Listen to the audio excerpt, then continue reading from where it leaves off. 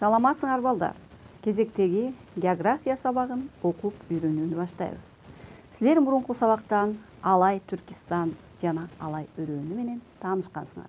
Бүгүнкү сабагыбыздын темасы жаратылышка аяр мамиле жасоо. Сабактын жүрүшүндө Кыргызстандын экологиясы, суу ресурстары, жер ресурстары жана кен байлыктарды иштетүү, алардын жаратылышка тийгизген таасири жөнүндө таанышасыңар. Адам баласы өзүнүн жашоосун камсыз кылуу үчүн эзелтен бери эле жаратылыш ресурстарын пайдаланып келет. Жаратылыштагы табигый ресурстардын элементтери суу, топурак, өсүмдүктөр, жаныбарлар, кен байлыктар, күндүн жана шамалдын энергиясы жана ыңгайлуу климаттык шарттар. Адам баласы миңдеген жылдардан бери эле муундан муунга жаратылыш ресурстарын алып пайдалануу учурунда алардын орду оңой эле толукталып турган ийилгичтик касиетке ээ. Ошол касиеттерге ылайыкташып жаратылыш компоненттерин өзгөртө алган. Бирок өзгөртүүлөр белгилүү чектен чыкпашы керек. Ал чектен чыгып кетүү жаратылыштагы калыптанып калган өз ара байланыштарды бузуп, анын динамикалык тең салмактуу абалынан чыгарууга алып келиши мүмкүн. Жаратылыштын динамикалык тең салмактуу абалынан чыгып кетиши анын өз алдынча улам жаңырып туруу касиетинин негизин бузуп, андан ары жаңырып туруу мүмкүнчүлүгүнөн ажыратат. Жаратылыштагы мындай мүмкүнчүлүктөрдү сактоо, андан ары аны пайдалануу дегендикке жатат. Эгерде жаратылыштын кайра жаңыруу жөндөмдүүлүгүн сактай албасак, анын ресурстарын түгөтүү, пайдалануудан чыгаруу дегендик. Ошондуктан жаратылышты коргоо жана анын ресурстарын пайдалануу бири-бири менен тыгыз байланыштуу. Жаратылыш ресурстарын кеңири пайдалануу үчүн жаратылышты коргоо, жаратылышка аяр мамиле жасоону талап кылат. Жаратылыштын жаңырып туруу мүмкүнчүлүгүн сактоо, анын ресурстарынын кайрадан толукталып турушуна көмөк көрсөтүү адам баласы менен жаратылыштын ортосундагы негизги мамиле болуп эсептелет. Бул мамиле жаратылышты коргоонун негизин түзөт. Республикабыздын аймагы негизинен тоолуу келет. Территориябыздын 70% ашыгы 2000 метр деңиз деңгээлинен жогору жатат. Ошого байланыштуу көп аймактарыбыз адам баласынын таасиринен анча жабыркаган эмес. Дүйнөдөгү табигый жаратылыш сакталган аймак катары эсептелип келе жатат. Бирок жаратылыш байлыктарыбыз азайып, кээ бир жаратылыш компоненттери, өзгөчө жаныбарлар жана өсүмдүктөр дүйнөсү жабыркап жаткандыгын моюнга алышыбыз керек. Анткени Семенов Тянь-Шанскийдин саякат учурунда Ысык көлдөн тизеге чейин сууга кирген 100 килограммдын тегерегинде балык кармалган болсо, азыр биз ушундай балык кармай алабызбы деген суроо туулат. Демек, Ысык көлдүн балыгы тор менен балык кармоодон эмес, балыктардын сапатын жакшыртуу аракетинен азыркы убактагы Ысык көлдөгү балыктардын азайышы пайда болду. Андан сырткары, ошол эле өткөн кылымдын экинчи жарымында орустун окумуштуусу Северцев Ысык көлдүн сырттарында 400-500 баш болуп топтолуп жүргөн аркар кулжаларды көрүп таң калган болсо, азыркы күндө алардын саны массалык түрдө асайып, алар кызыл китепке киргизилип калганы дагы азыркы учурдун эң аянычтуу проблемаларынын бири. Эмесе балдар, суроого көңүл буралы. Жер бетиндеги жашоонун эң негизги булагы кайсы? А. Суу, өсүмдүк, жер. Б. Суу, аба, климат. В. Күн, шамал, суу, Г күн, аба, суу. Канабалдар, жер бетиндеги жашоонун эң негизги булагы кайсы деп ойлойсуңар? Суу, өсүмдүк, жер, суу, аба, климат, күн, шамал, суу, күн, аба, суу. Канабалдар, ойлонуп көрүп, суроого туура жооп бергенге аракет кылып көрөлү.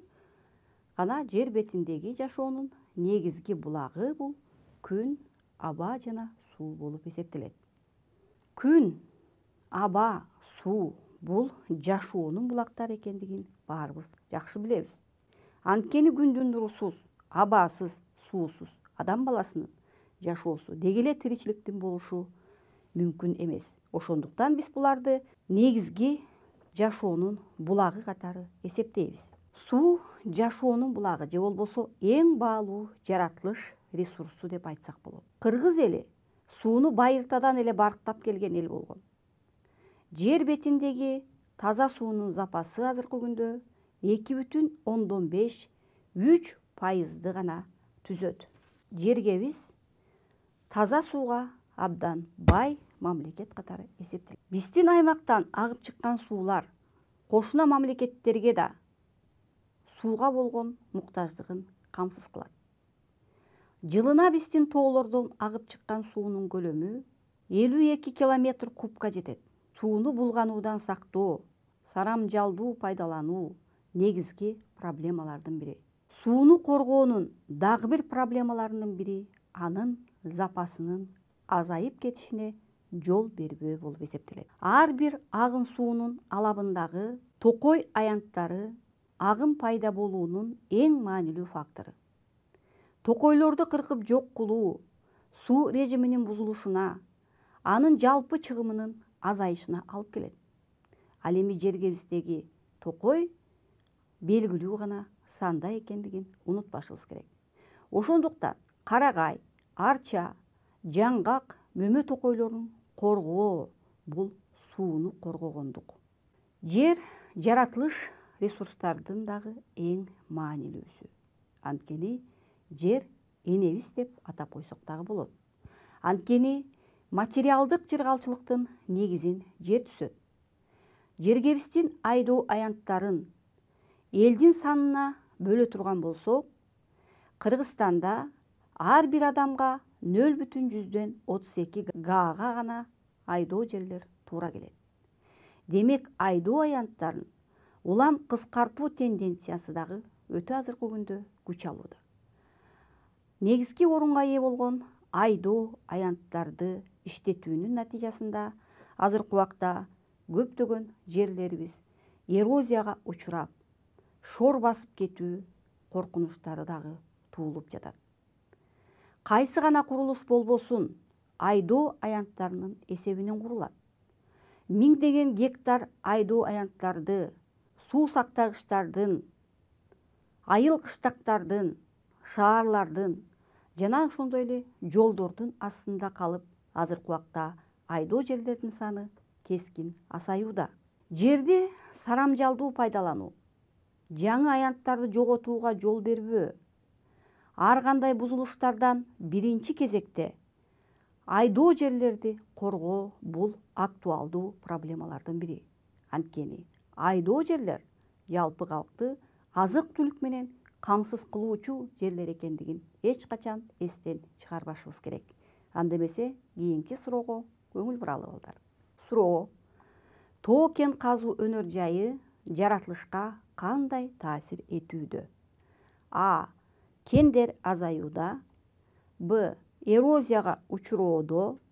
Б. Геологиялык процесстер күч алууда. Г. Агын суулар булганууда.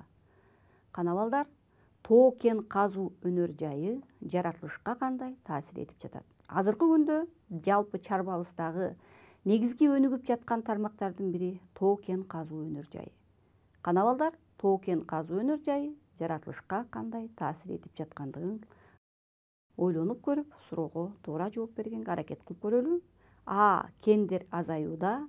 Б. Эрозияга учуроодо. В. Геологиялык процесстер күч алууда. Г. Агын суулар булганууда. Канабалдар, ойлонуп көрүп, суроого туура жооп бергенге аракет кылып көрөлү. Тоо кен казуу өнөр жайы жаратылышка кандай таасир этүүдө дегенде, азыркы убакта тоо кен казуу өнөр жайынын өнүгүшү жердеги геологиялык процесстердин күч алуусуна алып келүүдө. Бул абдан чоң коркунучтуу проблемалардын бири. Азыркы күндө Кыргызстанда 121 тоо кен казуу объектилери бар. Алардын ичинен тоо кен казуу өнөр жай ишканалары геологиялык чөйрөгө чоң таасирин тийгизип, эң чоң коркунучтуу геологиялык процесстерди күч алдырууда.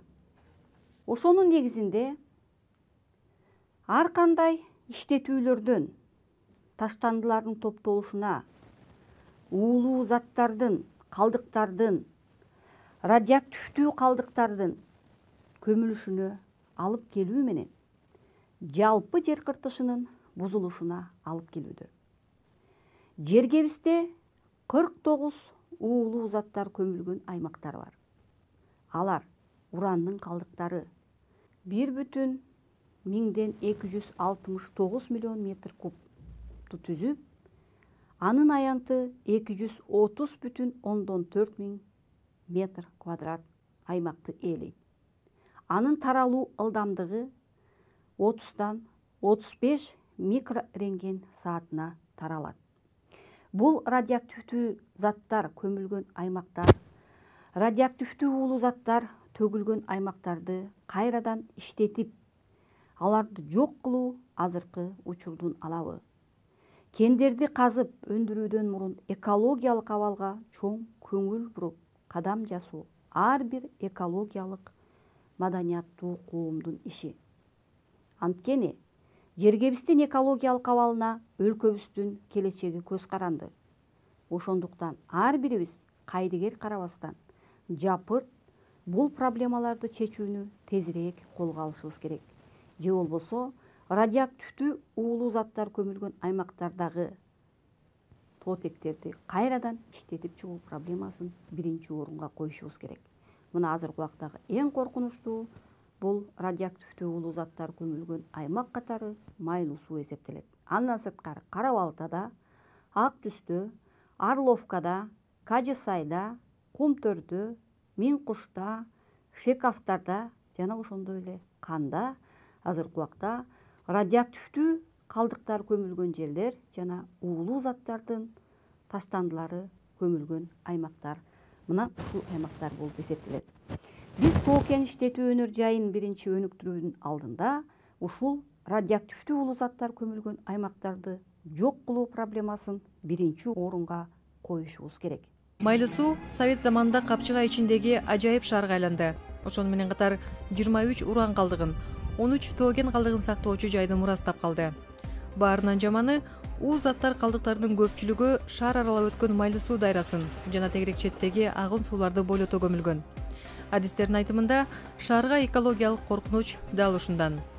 Анткени учурунда радиоактивдүү калдыктарды сактоочу жерлерди тандап долбоорлоодо олуттуу жаңылыштыктарга жол берилген. Совет кезинде экономикалык пайданы көздөшүп, келечекте экологиялык капсаланга ат үстүнөн мамиле болгон. Өткөн заманда үстү жабылып, тегерек чети тосулуп, көзөмөлдөнүп турчу калдык жайлар көз карандысыз калгандан тарта кароосуз калды. Акыркы жылдары Майлуу сууда уу заттар сакталган жайларды жер көчкүлөрү тооруй баштады. Айла кеткенде Кыргызстан бул калдык жайлардын жырылып кетүү коркунучун алдын алуу боюнча 2004-жылы Дүйнөлүк банк менен келишимге жетишкен. Ага ылайык 2005 жылдан тарта кооптуу саналган калдыктарды башка жерге көчүрүп, аларды коргоо иштери башталган. Калдыктар коркунучу тууралуу шаардыктардын маалыматы жетишсиз болгондуктан иш башталар алдында кайчы пикирлер пайда болгон. Кай бири калдыктарды коопсуз жайга көчүрүлүшүн кубаттаса, башкалары жабык турган уу заттарды козгоонун кажети жоктугун айтып, андан зыян тартып калабыз деп чочулашкан. Майлуу сууда уран 1947-1967 жылдары дээрлик 20 жыл бою казылган. Ал аралыкта 10 000 тоннадан ашык уран концентраты алынган. Адистердин айтымында, мынча уран көптөгөн атом бомбаларын жасоого жетмек. Атом бомбасынын баасы миллиарддаган доллар болорун мектеп окуучусу деле билсе керек. Бирок атомдун тырмакча ичиндеги пайдасы болуп, 3 миллион чарчы метр көлөмдөгү калдык калып олтурат.